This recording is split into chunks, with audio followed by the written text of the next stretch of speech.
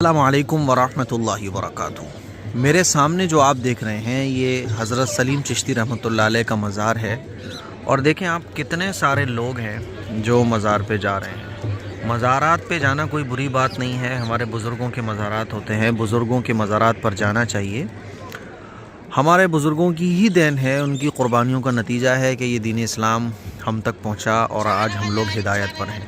لیکن اگر ہم غور کریں تو ہمیں پتہ چلے گا کہ ان کی ساری زندگی اللہ کے رسول صلی اللہ علیہ وسلم کی تعلیمات کو فالو کرتے ہوئے اور حضور ہی کی تعلیمات لوگوں تک اور پوری دنیا کے انسانوں تک پہنچاتے ہوئے ہی گزر گئی۔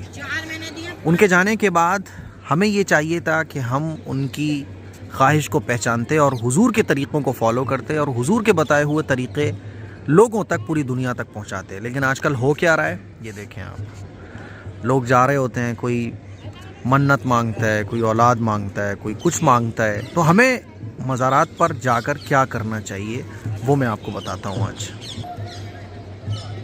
دیکھیے، پہلی بات تو آپ یہ سمجھیں کہ جب بھی آپ کسی مزار پر جائیں تو مزار پر کوئی بھی ایسا کام جو شریعت کے خلاف ہے وہ بالکل بھی نہ کریں، کیونکہ جو ہمارے بزرگ ہیں ان کی ہمیشہ پوری زندگی اسی میں گزر گئی کہ کوئی بھی کام اللہ اور اللہ کے پیغمبر کے خلاف نہیں ہونا چاہیے۔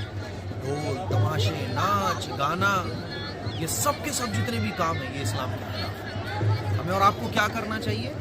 آپ مزار پر جائیں، جیسے میں یہاں پر موجود ہوں تو میں چاہوں تو باہر سے بھی ایصال ثواب کر سکتا ہوں، فاتحہ پڑھ سکتا ہوں، 3 مرتبہ درود پاک پڑھیں، 3 مرتبہ سورہ اخلاص پڑھیں، اور جتنی بھی صورتیں آپ کو یاد ہیں وہ آپ پڑھ لیں۔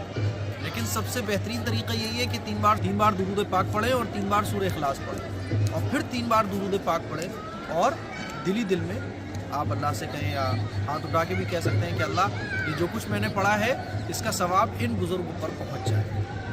یہ ہے ایصال ثواب کرنے کا طریقہ۔ اور مزارات پر جانے کا جو مقصد ہوتا ہے وہ یہی ہوتا ہے، ایصال ثواب کرنا۔ یہ مقصد نہیں ہوتا کہ آپ جا کے سجدے کرنا شروع کر دو اور ان کی چوکھٹوں کو چومنا شروع کر دو، اور جو ڈھول تماشے باجے بج رہے ہوتے ہیں اس میں شرکت کرنا شروع کر دو۔ یہ بہت غلط طریقہ ہے۔ آپ ان سے اولاد مانگنا شروع کر دو، یہ مناسب نہیں ہے، جائز ہی نہیں ہے۔ تو اگر آپ کو ایصال ثواب کرنا ہے تو آپ ایسے بھی کر سکتے ہیں۔ مثال کے طور پہ میں یہاں کھڑا ہوں، یہاں سے بھی میں ایصال ثواب بیٹھا بیٹھا کر سکتا ہوں، اور اگر میں وہاں جا کے ایصال ثواب کرنا چاہوں تو وہاں جا کے بھی کر سکتا ہوں۔ میں گیا تھا، اندر گیا میں، اور اندر جانے کے بعد میں نے کھڑے ہو کر ہی، جب آپ قبر کے سامنے ہوں گے تو پھر آپ کو ہاتھ نہیں اٹھانا، ٹھیک ہے؟